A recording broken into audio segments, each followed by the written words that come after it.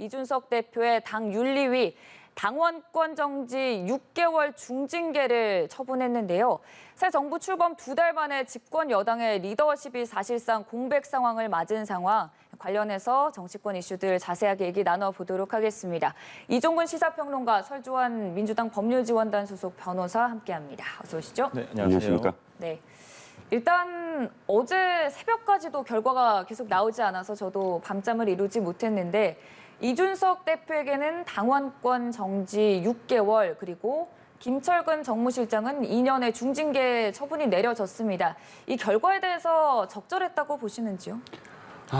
어떠한 결과가 나오더라도 이건 사상 초유라는 이름이 붙을 수밖에 없습니다. 네. 왜냐하면 집권 여당 대표, 물론 뭐 야당 대표도 마찬가지입니다만 당 대표에게 어떠한 의혹이 제기되면서 징계를 포함해서 어떠한 뭐 경고를 포함해서 어떠한 내용의 징계를 받아본 적도 없습니다. 대개는 윤리위가 출범하기 전에 만약에 어떤 혐의가 있거나 의혹이 있을 때 자진 사퇴라든지 뭐 이렇게 책임을 지는 어떤 형태로서 원만하게 정치적인 어떤 수순을 걷는 것이 지금까지 어떤 일례였습니다만 지금 말씀하셨듯이 그럼에도 불구하고 4단계의 그런 이 징계 절차 중에 당원권 정지 6개월이면 사실 굉장히 큰 징계라고 할 수가 있겠고요. 네. 6개월이라는 점이 또 정치적인 해석을 낳게 만드는 또 이유입니다. 왜냐하면 3개월에서 3년까지거든요.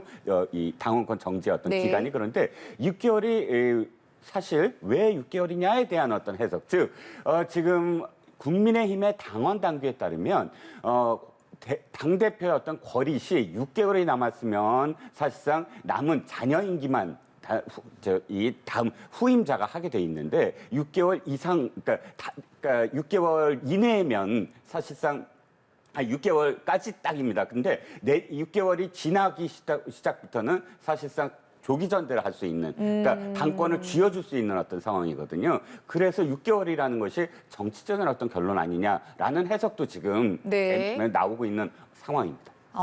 당원권 정지 6개월이라는 처분이 어찌됐든 이준석 대표의 향후 행보에 대해서 열린 결말을 만들어내는 결과, 하지만 사상 초유의 사태임에는 분명하다는 말씀을 해주셨습니다. 네, 일단 뭐 지금 외부에서 봤을 때, 이제 타당에서 봤을 때는 어찌됐든 간에 참 안타까운, 그러니까 한국 정치사에서 상당히 유례가 없는 어떤 이 여당 당대표, 그것도 집권 초기에 이런 경우 없었지 않습니까? 그런데 어찌됐든 이준석으로 대표되는 청년 정치가 앞으로 어떤 경랑을 겪을지, 이것이 또 어떤 또 다른 또 영향을 줄지, 이거 상당히 기초가 주목되거든요. 민주당도 마찬가지로 뭐 지금 청년 정치에 대해서도 상당히 갈망하는 사람이 많지만은 이걸 어떻게 풀어내야 되고 어떻게 자리 잡게 하는가가 참 문제인데, 이준석 대표가 그래도 30대 중반에 진짜 영선 대표로서, 그것도 뭐 이렇게 예를 들어서 비대위원장이 아닌 어찌 보면 당원과 국민들에 의해서 선출된 당대표인데,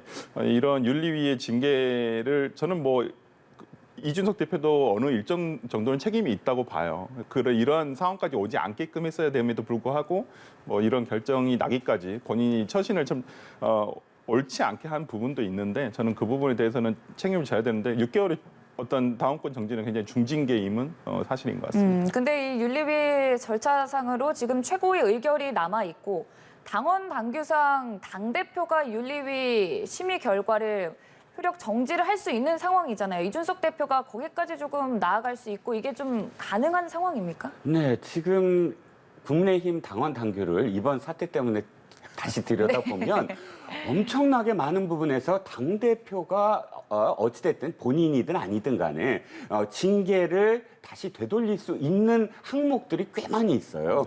보면 지금 30조가 계속 얘기되고 있는데 30조 말고도 22조 3항에 따르면 징계들을 받은 자의 재심 요구가 있을 때 정치 탄압 등 상당한 이유가 있다고 인정되는 경우 당대표는 윤리의 의결을 거쳐서 취소 또는 정지할 수 있다. 이게 당대표의 또 권한이 이렇게 있다는 거고요. 또 23조 2항을 보면 위원회의 징계 의결에 따른 처분은 당대표 또는 그 위임을 받은 주요 당직자가 행한다고 되어 있어요. 그러니까 처분을 행하는 것 실제로 의결만이 아니라 처분을 행하는 게 당대표가 처분을 행하게 돼 있거든요. 네. 그러니까 이런 여러 가지 어떤 조항상 물론 이게 당대표 본인의 어떤 그런 징계이기 때문에 이해 충돌 여지가 있습니다. 하지만 어쨌든 이 당대표가 이렇게 여러 가지의 어떤 그 조항으로 이 저항을 할 수 있는 여지는 당원 단계에 많이 있다는 겁니다. 근데 이 권성동 원내대표가 윤리위 심의 즉시 효력이 발생해서 당대표의 권한이 정지되고 직무대행을 하는 것으로 해석이 된다 이렇게 밝혔거든요. 그러면 이준석 대표가 지금 바로 이렇게 좀 대표직을 정지되는 상태로 이어지게 되는 건지 아니면은 주말까지는 최고위 전까지 기다려 볼 수 있는 건지. 문제는 최고위까지 기다려야 될 상황일 것 같아요. 네. 왜냐하면 오늘 현재 권성동 원내대표가 발빠르게 이건 지금 효력이 즉시 발생한다라고 네. 선언은 했습니다만 그럼에도 불구하고 당대표가 아니 지금 이준석 대표가 얘기했잖아요. 받아들일 수 없다. 그럼 해석이 분분해집니다. 지금 제가 말씀드린 여러 가지 윤리위 규정들도 해석이 여러 가지로 나올 수가 있거든요. 그러니까 이게 당대표가 실질적으로 징계를 받았을 시라고 명기되어 있는 조항이 없기 때문에 상당히 여러 가지 해석이 나오는 어떤 상황 속에서 결국은 저는 최고위 의결이 중요하다. 그러니까 당대표가 자기의 어떤 재적 사유, 자신이 징계를 받았기 때문에 자신이 최고위에 참여를 하지 않는 선에서 최고위의 의결을 거쳐야만 이것이 효력이 시작이 된다라는 해석이 가장 유력하게 지금 등장을 하고요. 원내대표가 지금부터 효력이 있다라고 하더라도 네. 최고위 의결이 거치지 아니한 어떤 처분도 사실상 효력을 발휘할 수 없다는 해석이 지금 좀 더 앞선 상황입니다. 일단 다음 주 월요일에 최고위 회의가 최후의 분수령이 될 것으로 보이는데 이준석 대표는 자진 사퇴에 대해서는 못을 받고 있거든요. 향후 네. 행보를 조금 전망을 해보자면요. 네, 오늘 아침 인터뷰에서도 그 자신 사퇴는 하지 않겠다라고 네. 분명히 밝혔고 아마 재심 요구. 근데 뭐 당 윤리위에 재심을 요구해 봐야 어차피 결론은 달라지지는 않을 것 같아요. 근데 이제 법적으로 갈 수밖에 없는 상황인데 일단은 뭐 서울 남부지방법원이 관할 법원이니까 남부지방법원에 이제 가처분을 집행정지 가처분을 네. 아마 신청을 해야 되지 않을까 싶고요. 뭐 결과적으로는 뭐 본안도 가서 뭐 이거에 대한 취소를 요구할 수 있는 법원의 판단을 받아보겠다라고도 할 수는 있겠지만은 시간이 굉장히 오래 걸리죠. 이 당 본인의 어떤 무고함을 밝히기 위해서 할 수는 있겠습니다만은 그 자체가 그 재판이 어떤 종결되기까지는 상당히 기본적으로 이준석 당대표의 임기를 훨씬 넘어가거든요. 그러니까 네. 제가 봤을 때는 어떤 임시처분, 가처분을 통해서 인용이 된다고 한다면 이 처분이 집행되지 않는다고 한다면 당대표로서 계속 유지는 할 수 있거든요. 근데 이건 법적인 문제이고 정치적으로는 저는 권성동 대표가 얘기하는 것은 바로 즉시 발효한다는 것은 어떤 정치적 의미도 담겼다고 봐요. 이런 6개월 정지를 받았는데 당대표로서 역할을 할 수 있겠느냐. 저는 권성동 원내대표가 분명히 당 최고위에서 의결이 돼한다는 것을 알고 있을 거예요. 그리고 보니까 의결이 아니라, 그러니까 그 처분은 또 최고위에서 하게끔 국민의힘 네. 당원 단계 돼 있더라고요. 보니까. 그러니까 결과적으로는 당 대표가 그걸 해야 되는데 어차피 재적 사유가 있으니까 본인은 못 하겠지만은 최고위에서 한번 이것이 결정이 나야지만 뒷말이 나오지 않을까. 그리고 그 뒤부터는 어떤 당에서의 다툼이 아니라 이제 법원으로 가서 이제 다투는 네. 부분만 남았기 때문에 저는 법적으로 이렇게 충분히 다툴 방법은 많죠. 근데 이준석 대표가 정치적으로 이것을 어떻게 해결하느냐는 조금 더 지켜봐야 될 것 같습니다. 근데 근본적으로 이게 어찌됐든 당내 자체 기구인 윤리위에서 나온 네. 결과를 네. 가처분 신청이라는 법적 조치로 제재를 하는 게 좀 가능한 건가요? 법원에서는 우리가 보통 이제 공천 심사를 한다든지 당에서 어떤 그 정당에 대한 자율권을 굉장히 폭넓게 인정을 해주거든요. 그래서 지난 지방선거나 이런 데에서 어떤 가처분을 통해서 예를 들어서 공천 효력정지 가처분 이런 거 많이 하거든요. 낙선하신 분들이. 근데 법원 대부분 가보면 대부분 기각 나는 이유가 특별히 절차 위반이 없으면 그 부분에 대해서는 정당의 자율성을 인정을 많이 해주는 편이기 때문에 정당에서 자율적으로 정당이라는 정당법이 또 따로 있지 않습니까? 우리나라에. 그렇기 때문에 정당이라는 것은 그 정당법의 테두리 안에서 굉장히 많은 자율권을 가지고 뭐 심판도 하고 거기 안에서 당내 어떤 판단을 하는 것이기 때문에 저는 이게 그렇게 그게 옳을지, 그러니까 당내의 어떤 정치적인 것을 어떤 법원으로 끌고 가서 그렇다고 하더라도 법원에서 이것을 판단하기는 쉽지는 않을 것이다 생각이 됩니다. 네. 또 가처분 신청과 관련돼서는 법적 조치로 조금 제동을 거는 것이고 재심을 하게 된다면 윤리위가 이걸 또 받아들일지도 미지수인 상황 같거든요. 네, 그런데 재심의 여지가 좀 없어 보여요. 왜냐하면 그 규정을 보면 재심하는 어떤 사유들이 명확하게 좀 명기가 돼 있어요. 네. 어떤 내용들이냐면 위원들, 그러니까 그 윤리위원 중에 참여해서는 안 될 위원이 참석했을 경우, 또 이런 어떤 조사했을 경우 새로운 증거가 나왔을 때, 또는 판결이 완전히 무죄 판결이 나왔을 때, 이런 5가지 항이 있습니다. 의결이 당원 당규에 명백하게 위반됐을 때, 이렇게 해서 5가지인데 네. 지금 상황에서 윤리위가 새로운 사람으로 구성되지 않고 자신들이 낸 의결안이 그대로 다시 재심을 하는데 제가 지금 말씀드린 5가지 사항에 포함될 수 있는 사항이 없어 보이거든요. 며칠 만에 갑자기 무슨 새로운 증거가 나올 리도 없고, 또 자신들이 방금 전에 낸 그런 그 결정이 당원 당규에 심각하게 위반됐다고 스스로 판단하고 그것을 다시 재심할 여지도 없어 보이지 않겠습니까? 그러니까 당연히 이건 각하될 가능성이 좀 높아 보입니다. 가처분 신청은 너무 또 긴 법적 공방이 될 수도 있고 당장의 큰 효과는 발휘할 수 없는 상황. 재심의 경우에는 또 새로운 증거물이 없다는 점을 짚어주셨는데 사실 이준석 대표는 계속해서 윤리위 심의가 이루어지기 전부터 지금까지 진실 공방, 그러니까 실체가 없는데 이런 판단을 내리는 것 자체가 부당하다. 그러면서 나오는 게 친윤계와의 또 대척이거든요. 이 부분에 대한 얘기들은 어떻게 생각하십니까? 일단 이준석 대표가 자신을 방어할 수 있는 가장 큰 무기가 프레임이겠죠. 그러니까 네. 자신이 지금 받아들일 수 없는 이유는 성산납 여지에 대한 어떤 이 여지가 전혀 없는데도 불구하고 계속 윤리위가 이렇게 무리하게 자신을 탄압하고 있는 배경이 정치적인 이유.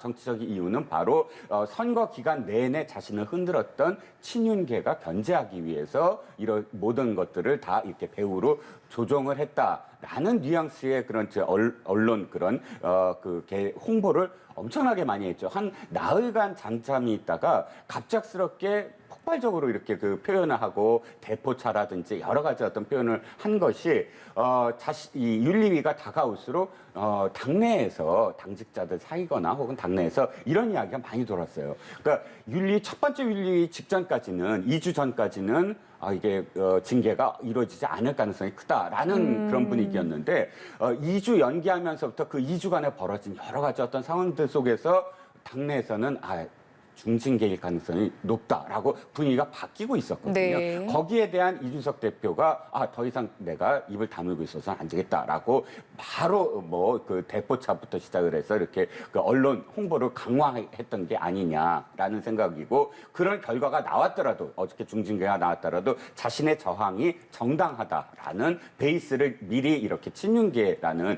프레임으로서 만들어 놓은 게 아닌가 싶은 거죠. 또 더 나아가서 이제 이 심의 결과 이후에 일단은 내년 6월까지 이준석 대표의 임기가 이어지는 상황에서 또 치열한 수싸움이 예상되고 있거든요.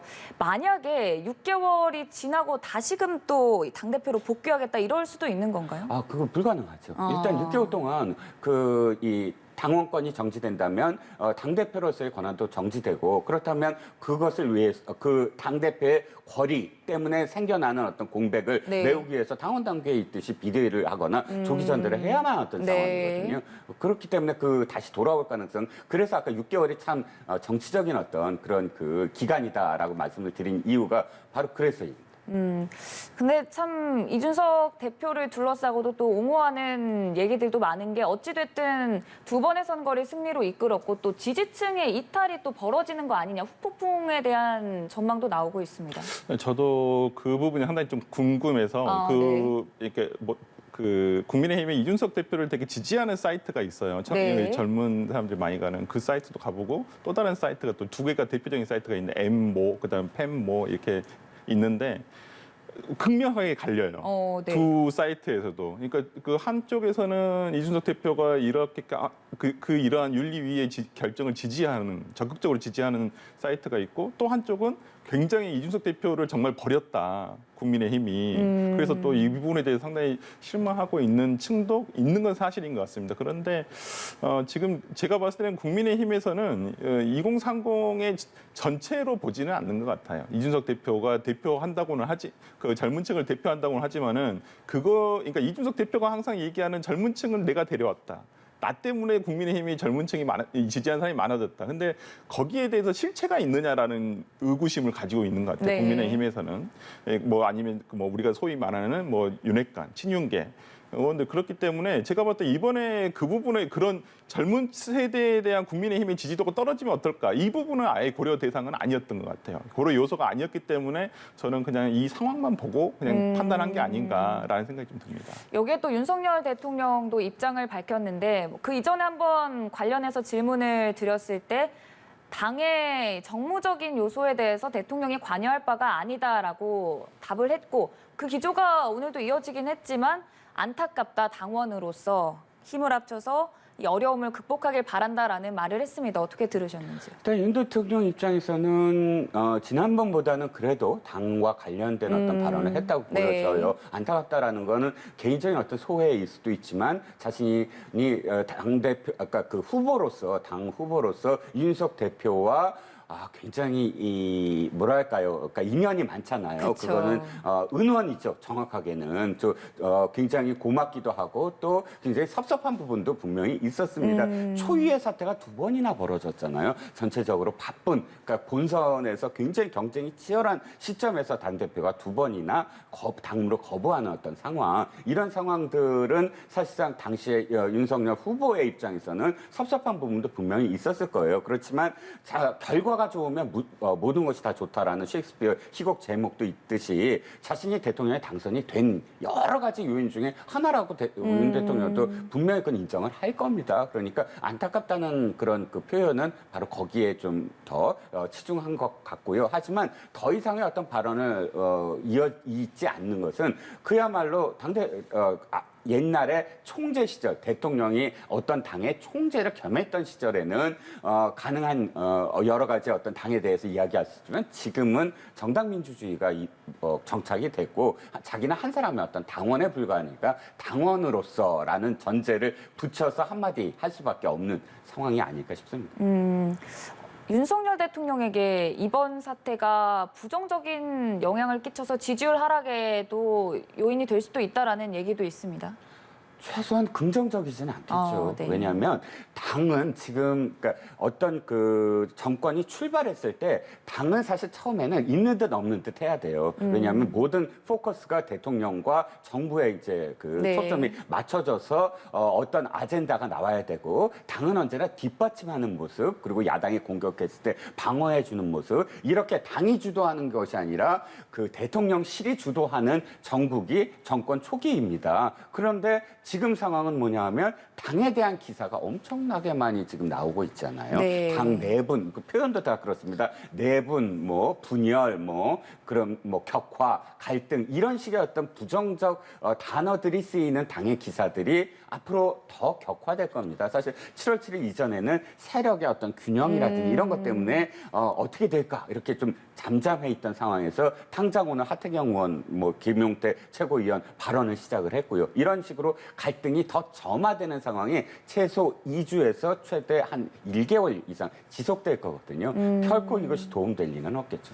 이게 또 오히려 민주당 쪽에는 긍정적으로 작용할 수도 있다라는 목소리가 나옵니다. 아닙니다. 그 민주당도 그냥 안타깝죠. 네. 어찌 보면 그 카운터 파트너가 사라진 상황에서 지금 민주당은 일을 하려고 해요. 네. 제가 어저께도 당 관계자들이랑 이렇게 식사를 하면서 물어보니까 정말 민생 부분에서 민생 현안 관련한 입법이라든지 이런 것들에서 신속하게 처리를 하고 싶어 해요. 그래서 국회를 빨리 운영을 하고 싶어 하는데 이런 상황이 과연 국회를 정상적으로 운영하는 데 있어서 도움은 안 되죠. 아무래도 그 당대표가 원외이기는 하지만은 어찌되었든 간에 서로 풀어내야 될 일들이 있거든요. 그리고 뭐 대통령실과도 협치를 해야 되는 부분도 있고 한데 어찌되었든 간에 여당의 당대표가 거리가 돼 있는 상황이면 쉽지는 않을 것 같습니다. 그리고 민주당으로서는 이것이 이 윤리의 판단이 저는 또 경찰 수사에 어떤 신호를 주는 건 아닌가라는 네. 생각도 들어요. 지금 경찰 입장에서도 이 성상납 부분, 이제 그 이준석 대표에 대한 어떤 그 형사적인 부분, 이 부분을 수사를 해서 결론을 내야 될 텐데 윤리에서 이렇게 판단을 해준다면 오히려 경찰에서는 더 어찌 보면 가벼운 마음으로 수사에 임할 수가 있거든요. 오히려 부담이 없어지는 거죠. 그로 인해서 저는 오히려 지금 점점 사정 정국으로 들어가고 있는 상황 같아요. 지금의 현재 지금 이렇게 계속 진행되는 것들이 뭐 네. 두 전직 국정원장에 대한 고발 조치라든지 지금 계속 그러고 가고 있는데 거기에 더해서 어떤 그러면 여당 당대표만 수사를 해?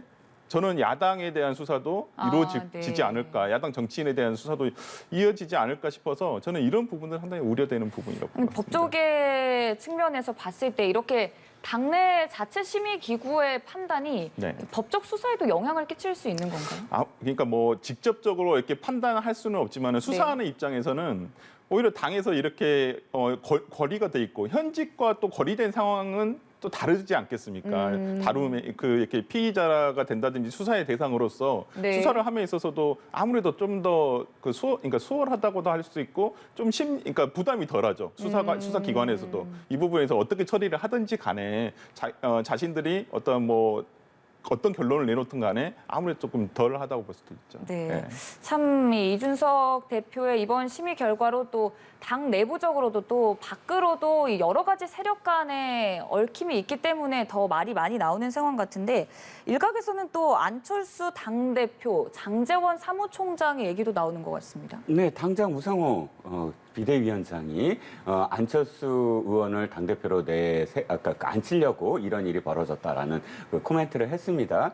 그런데 만약에 그렇게 됐을 경우에 그 연착륙이 가능할까라는 거예요. 그게 충분히 신선할까, 새로울까? 지금 문제는 뭐냐면 이준석 대표의 그러니까 정치 공학적으로만 말씀드리면 이준석 대표가 옳고 그르고 징계가 어떻고의 문제가 아니라 그 이후에 국민의힘이 이 난국을 어떻게 연착륙시키느냐에 대한 문제이거든요. 국민들이 지금 눈을 부릅뜨고 쳐다보고 있습니다. 이준석 대표의 어떤 잘잘못을 떠나서 이 전체적인 흐름 속에서의 하나가 이준석 대표는 어쨌든 공헌을 했던 30대 중반의 초유의 그런 그 당대표로서 앉혀놓은 건 유권자와 국민입니다. 국민의힘은 50%가 국민 여론으로 당대표를 뽑거든요. 네. 그럼 국민들이 밀어서 된 사람이라는 건 맞는 얘기잖아요. 그러면 이 사람이 아웃됐을 때 이 국민의힘이 어떻게 수습을 하느냐예요. 근데 도로 한나라당, 예를 들어 도로 자유한국당, 도로 꼰대당 이런 식의 어떤 이미지를 준다면 그야말로 이 징계가 갖고 있는 파동은 훨씬 더 큰 데미지를 가질 수밖에 없거든요. 그래서 사람들이 전부 다 그럴 거야, 또 그렇겠지라는 식으로 이 문제를 수습하려고 들이다가는 당이 전혀 앞으로의 어떤 희망, 당에 거는 기대 이런 것들이 제대로 작동하지 않을 가능성이 크다는 겁니다. 지금의 내용을 어떻게 누가 빠르게 수습을 하는지가 관건일 것 같은데 최근 들어서 친윤계 세력들이 조금씩 목소리를 적극적으로 내고 있거든요. 물론 그렇죠. 그런데 저는 이제 친윤, 친자 붙은 그런 이 용어는 언론에서 조금 지양해야 되지 않을까. 네. 왜냐하면 이게 옛날 같은 경우 주류, 비주류 이런 표현은 있었습니다. 그건 당연히 있을 수밖에 없지 않겠습니까? 당권을 가진 세력과 당권을 견제하는 세력, 이건 굉장히 바람직하죠. 주류 대 비주류의 어떤 그런 그 견제는. 그런데 지금은 사람 위주로 언제나 파벌, 예를 들어 개파, 이렇게 붙이는, 그래서 친이, 친박, 친문, 이렇게 무조건 붙이는 그런 그 경향이 좀 있어요. 근데 저는 달리 표현해서 양 당 모두 이 선거를 치르고 한쪽은 패배했기 때문에 다시 당권을 누가 주느냐에 대한 지금 당권 투쟁이 벌어지고 이게 나쁜 게 아니면 당연히 벌어져야 될 거고 이쪽은 선거에 승리했는데 과연 이 대통령이 지금 워낙에 이 정당의 뿌리가 없기 때문에 새로운 어떤 대통령을 이 뒷받침하기 위한 새로운 세력이 지금 등장해야 되는데 그 등장이 어떤 식으로 되느냐 이렇게 시각을 보면 사실상 좀 더 뭐 갈등이니 뭐 이거보다는 좀 더 긍정적인 측면으로 바라볼 여지가 있지 않을까 싶습니다. 네, 정치적 셈법을 차치할 수 없는 상황인 것 같은데요. 오늘 관련해서 이종근 시사평론가 그리고 설주환 민주당 법률지원단 소속 변호사와 함께했습니다. 고맙습니다. 감사합니다.